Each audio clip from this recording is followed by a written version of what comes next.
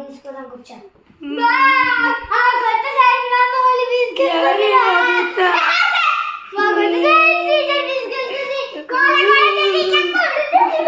నేను మళ్ళీ సైన్స్ టీచర్కి వస్తా. మీరు ఈసారి టార్చర్ పెడితే కొడతా.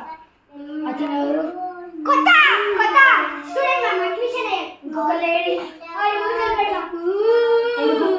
అంటే పని ఏదో పని ఉందంట. వాళ్ళ డాడీ మమ్మీ సస్పెండ్.